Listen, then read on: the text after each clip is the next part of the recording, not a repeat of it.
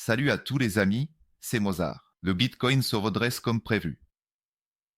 Eh bien, j'ai déjà donné toute l'analyse hier, que probablement ce bloc que j'ai dessiné. Nous allons le maintenir. Et aujourd'hui, j'ai écrit sur le canal Telegram. En gros, tous les signaux que je donne, comment je trade, ils sont uniquement sur le canal Telegram, je les duplique. Simplement dans les vidéos sur YouTube et je finalise les transactions. Donc, si vous ne voulez pas rater mes points d'entrée, abonnez-vous au canal Telegram, le lien sera dans la description sous cette vidéo.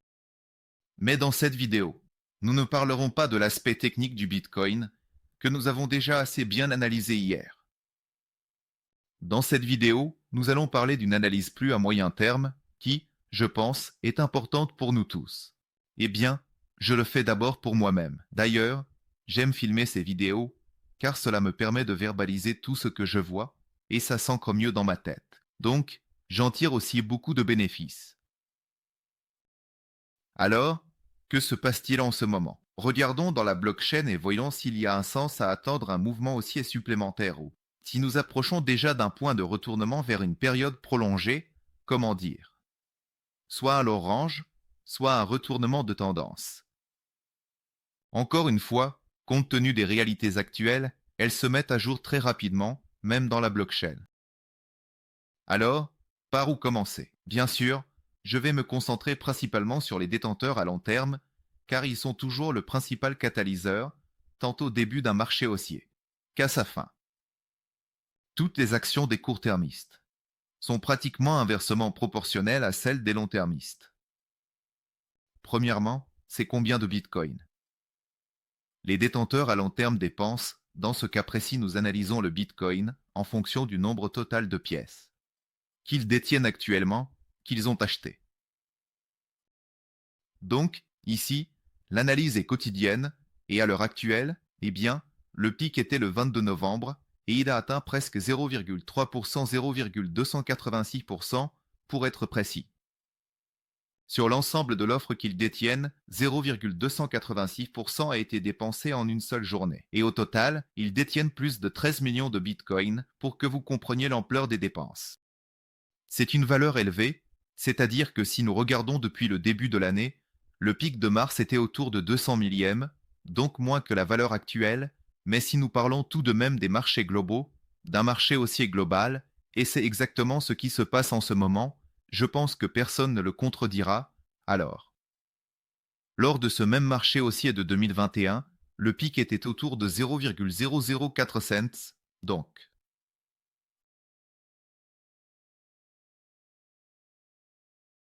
Eh bien, c'est bien plus élevé qu'actuellement. Et même lors du rebond de 2019, le pic était plus élevé qu'actuellement. Et si nous creusons un peu plus et regardons le marché haussier? De 2016 à 2017, les pics étaient vraiment très élevés. Là-bas, tout cela atteignait déjà des niveaux de 450 millièmes, donc au-dessus des pics de 2021. Donc, à court terme, oui, il y a vraiment une forte pression sur le marché, et je vous l'ai montré dans les métriques précédentes, dans les vidéos passées, mais cela ne correspond pas encore au pic des cycles précédents. De plus, si nous regardons comment la tendance globale se développe réellement, cette métrique montre une divergence baissière avant le retournement. C'est-à-dire que nous voyons le premier pic, le deuxième pic, le troisième pic, chacun d'eux étant inférieur au précédent. C'est le cycle passé, tout comme le cycle d'avant.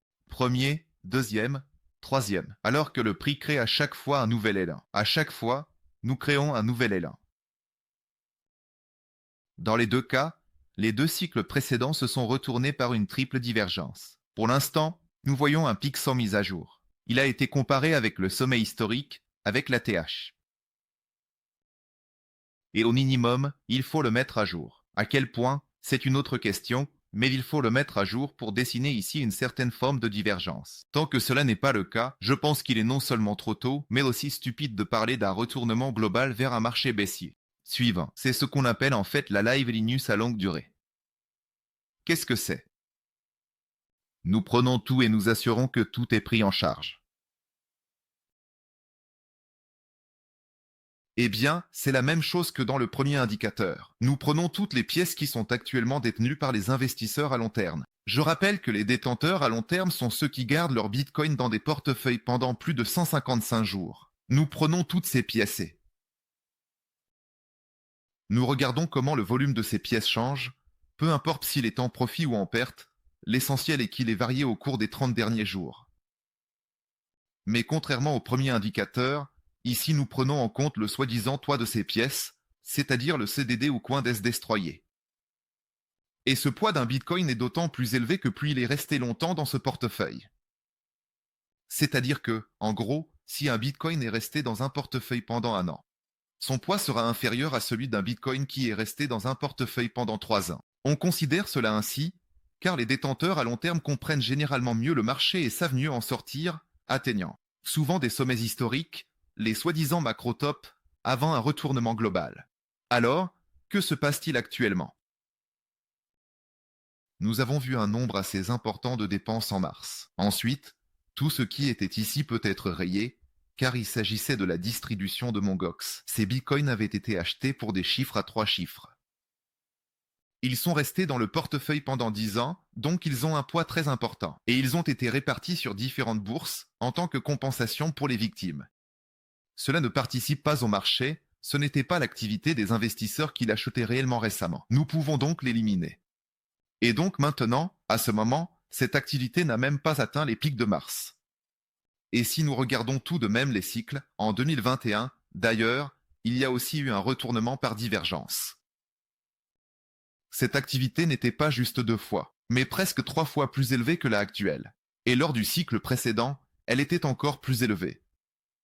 Eh bien, pour des raisons évidentes, il n'y avait pas autant d'investisseurs à long terme, il n'avait pas encore passé autant de temps depuis le début de la vie de Bitcoin, comme c'est le cas maintenant, c'était en 2017, et maintenant cela fait plus de 7 ans oui, ici, il sera clairement plus élevé. Il vaut mieux comparer avec l'année 2021, et de toute façon, l'activité était presque 3 fois plus élevée que ses ventes. Peu importe, je le répète, dans cette métrique, elle était supérieure, que ce soit en profit ou en perte. Donc, en ce moment, nous avançons assez régulièrement. Nous n'avons même pas atteint le niveau de mars et il n'y a eu aucune divergence, tout comme pour le premier indicateur, ici il n'y en avait pas. Un autre signe confirmant que ce n'est pas le sommet macro et que nous verrons des prix plus élevés pour le Bitcoin. Au-dessus de 100 000 $. Le prochain indicateur reflète, c'est-à-dire de manière plus détaillée, le comportement du premier indicateur, c'est ce poids, c'est-à-dire la durée de détention. Plus précisément la durée pendant laquelle le Bitcoin a été conservé dans tel ou tel portefeuille. Ici, nous pouvons le voir, laissez-moi enlever le prix, cela gêne, spécifiquement avec la répartition par durée de détention de ce Bitcoin. C'est-à-dire, regardez, le profit réalisé cumulé, je l'ai réparti en différentes cohortes temporelles.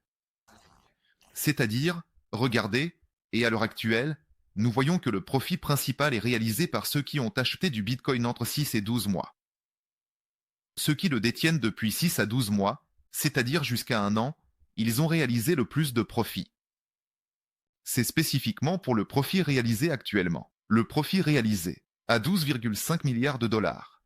Et la prochaine cohorte, c'est 1,2 ans, 7,2 milliards, et ensuite nous continuons, respectivement, avec les prochaines cohortes. C'est-à-dire que la pression principale des ventes provient actuellement des soi-disant LTH négatifs, ce sont les plus proches des investisseurs à long terme. Ce sont en fait des investisseurs d'un même cycle, qui ont attendu cette vague de croissance, la vague de croissance de Trump, et qui la réalisent, en fait. C'est-à-dire que ce sont des stablecoins qu'ils ont reçus, comme le Tether, par exemple, et ils ne les retirent pas nécessairement des échanges, tout disparaît définitivement du marché. Non, la plupart d'entre eux convertissent ce Tether en Ethereum et en Volt, comprenant qu'il est maintenant plus facile de les faire monter que le Bitcoin à ces niveaux.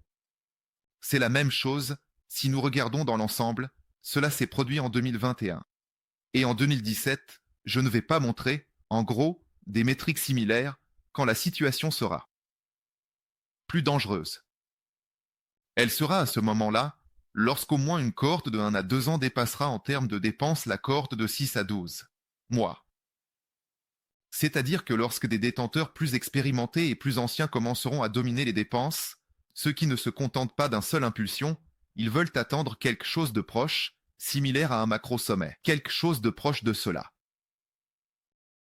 Tant que cela n'est pas le cas, on peut en principe affirmer avec une plus grande probabilité, en confirmant les deux premiers indicateurs, que le macro-sommet n'est pas encore atteint. Ils ne vendent pas lors de la première vague de croissance, ils vendent plus près de la fin de la tendance globale. Ici aussi, c'est similaire.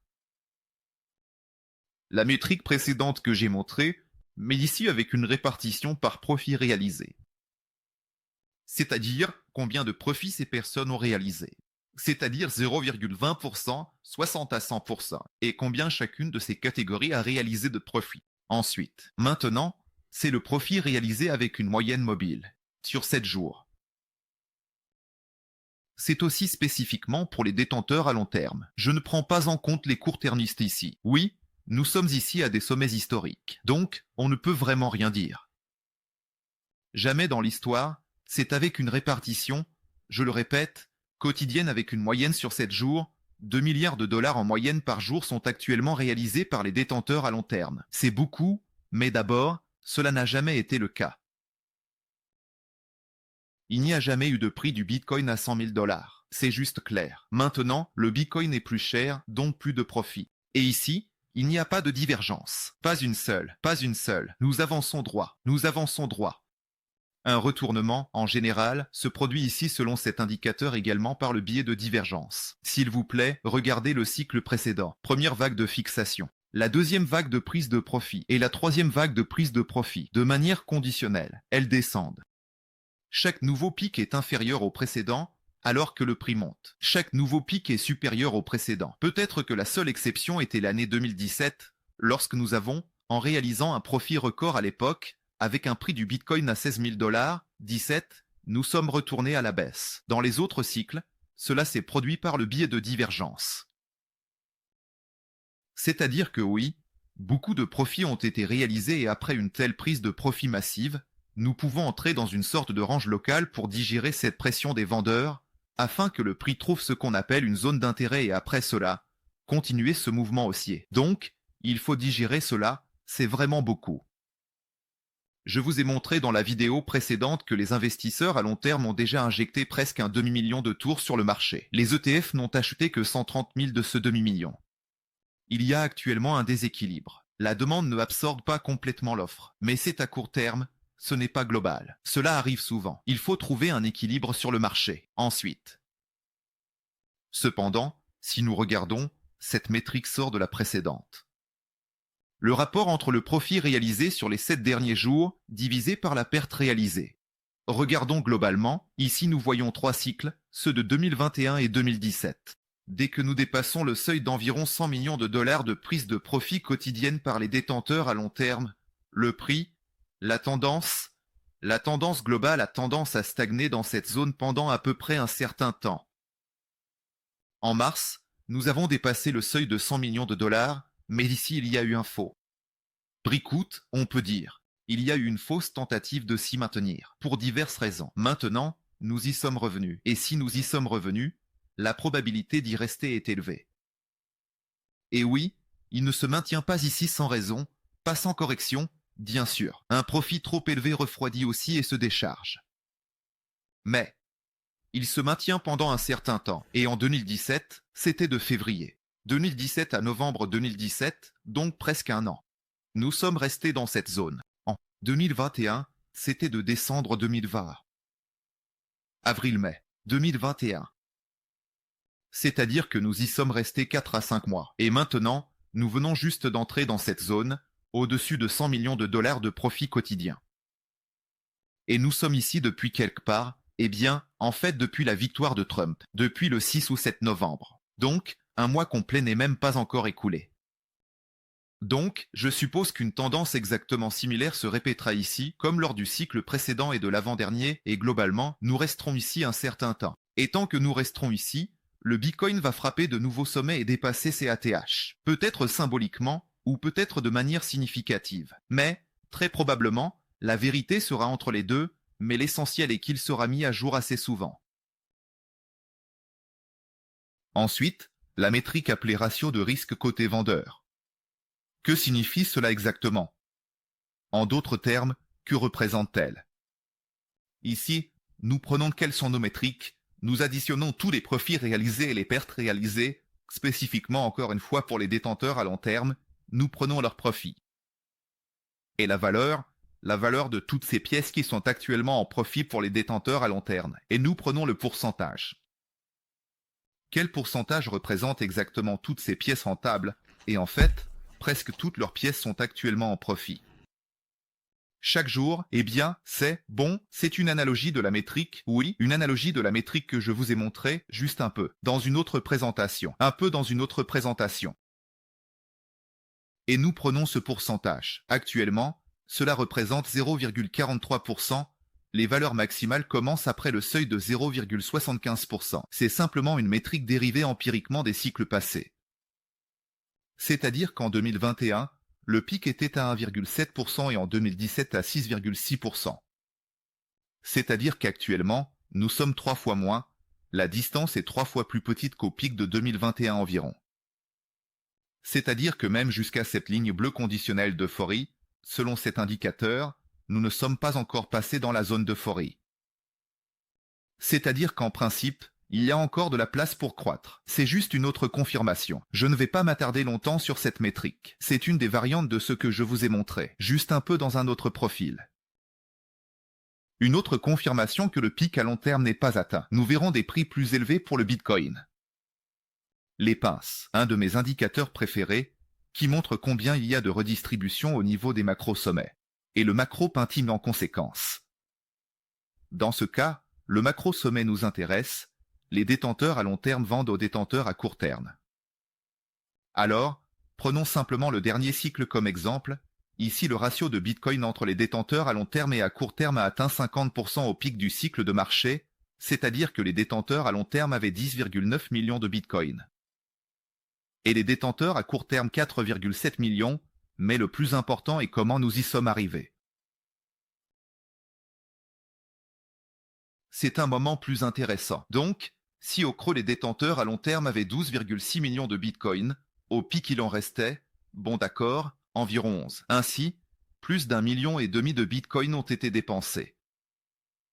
C'est écoulé sur le marché, les court-termistes l'ont acheté. Actuellement, notre minimum était de 13,4.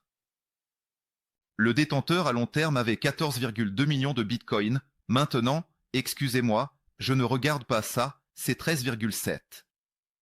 Donc, oui, c'est 500 000 que nous avons dépensé, que je vous ai montré dans la vidéo précédente. Eh bien, selon un autre indicateur, on peut voir le potentiel de redistribution, comme cela a été le cas, par exemple, en 2017. Donc ici, avec 11 millions et demi, nous sommes tombés à environ 8 millions et demi, 3 millions de Bitcoin dans le cycle de 2017, 1,6 million en 2021, et pour l'instant, c'est 500 000. Donc, même si nous avons une réduction de moitié, il devrait y avoir au moins 800 000 Bitcoins dépensés pour qu'il y ait un arrêt hypothétique. Ou un macro-sommet. D'ailleurs, même après des dépenses records, nous avons encore mis à jour cet indicateur 2 fois. Il est puissant mais avec un retard. Quoi qu'il en soit, les pinces ne se sont pas encore refermées, et dès qu'elles commenceront à se fermer, il faudra s'inquiéter davantage du macro-sommet. Pour l'instant, il n'y a pas de problème.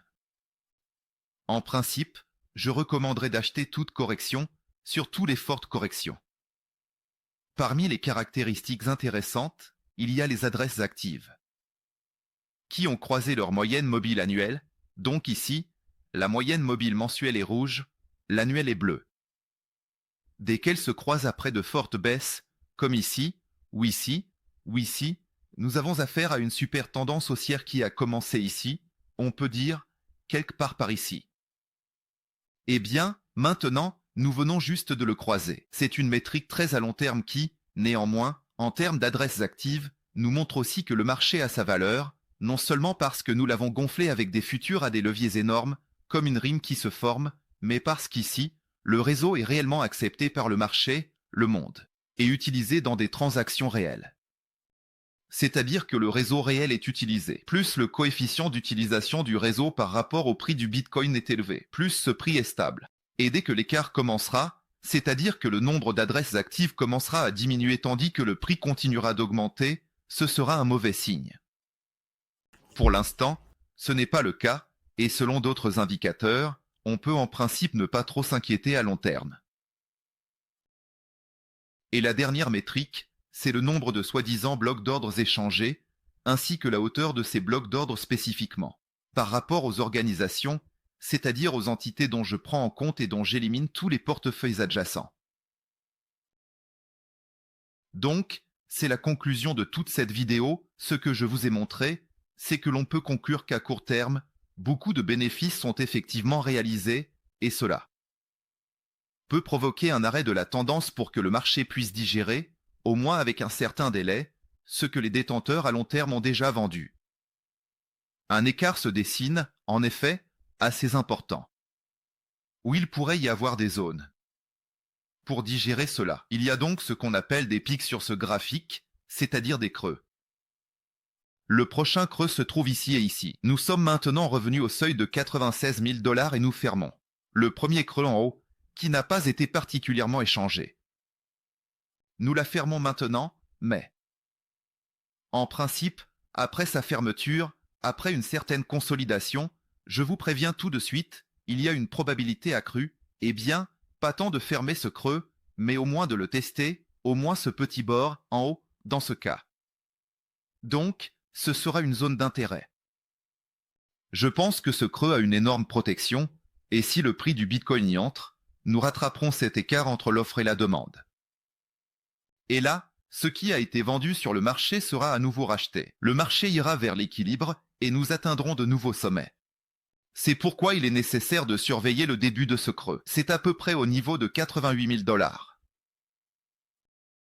C'est-à-dire que si le Bitcoin atteint ce niveau, 88 et en dessous, ce seront des points d'entrée idéaux pour Allon. On ne peut vraiment pas faire mieux. Je doute que tout ce trou soit comblé, car il se ferme au niveau de 77 000 $. Je ne vais pas affirmer, même pas 77, même pas 73. Je ne dirai pas que cela n'arrivera pas. Tout est possible sur le marché. Mais la probabilité est très faible, compte tenu des facteurs actuels. Et en plus, le Hamas avec Israël. On s'est mis d'accord, apparemment. C'est-à-dire que c'était l'une des raisons de la chute en avril, si vous vous en souvenez. En principe, je penche pour l'idée que nous allons revenir tester ce trou maintenant, ou d'abord atteindre le pic de 99 000, franchir la barre des 100 000, puis revenir à 88. Mais de toute façon, nous reviendrons à ce trou. Il faut le tester. Il faut confirmer que c'est une véritable rupture. Accumuler de la liquidité, c'est-à-dire acheter plus de Bitcoin, éliminer cette incohérence d'offres, et ensuite aller plus haut. Comment nous y parviendrons, je ne peux pas le dire. Maintenant, sans avoir mis à jour le récent sommet, ou si nous le mettons à jour avec un saut à 100 000, il y aura ensuite une forte correction d'environ 15% ici. Mais nous y viendrons probablement. Voilà, en tenant compte des réalités actuelles. Mais globalement, il reste encore loin du sommet. D'ailleurs, en ce qui concerne les timings, ce que je vous ai écrit sur Telegram, en montrant précisément la saisonnalité de la hausse des cryptos lors des années électorales. Et puis il y a aussi Trump, qui veut encore faire une réserve de Bitcoin d'1 million de pièces. Et selon tous les indicateurs à long terme, où il n'y a pour l'instant aucune divergence, nous entrons tout juste dans la zone d'euphorie, qui dure un certain temps dans chaque cycle. Et ce temps est toujours supérieur à un mois. En ce qui concerne le sommet à long terme, il reste encore loin, mais pour la correction, en principe, il faut s'y préparer. Voilà la conclusion. Mais de toute façon, l'argent qui se libère maintenant, oui, une partie ira à l'achat de Bitcoin lorsque la correction sera plus profonde, par les mêmes investisseurs à long terme. Ils vont ensuite racheter ce même Bitcoin, mais à un prix plus bas. Mais aussi, une grande partie ira vers les altcoins parce qu'il est plus facile de les faire bouger, et en spirale de liquidité, il est possible de réaliser un profit beaucoup plus rapidement maintenant que d'acheter un Bitcoin à 88 et de le vendre à 108, par exemple. Ce n'est pas un si grand profit que ce que l'on peut obtenir même avec de l'Ethereum. C'était une vidéo longue, mais intéressante, et j'espère que les conclusions vous sont claires et que cela vous a été utile. Si vous ne vous opposez pas à de telles vidéos longues de temps en temps avec des analyses de métriques blockchain suffisamment importantes, avec lesquelles nous arriverons ensemble à un potentiel sommet et essaierons de capter ce macro-sommet, en sortant du marché avant le retournement global de la tendance vers un marché baissier, écrivez quelque chose dans les commentaires, pour que je comprenne que vous ne faites pas juste des vidéos, vous les regardez. Que vous les regardez. Il n'y a aucun sens à avancer ces vidéos, Il faut les regarder du début à la fin, parce que juste regarder les conclusions ne vous apportera rien. Vous ne comprendrez qu'un fragment de tout l'iceberg. Vous ne verrez que le sommet de cet iceberg. Voilà. Merci à tous, c'était Mossard, et à bientôt.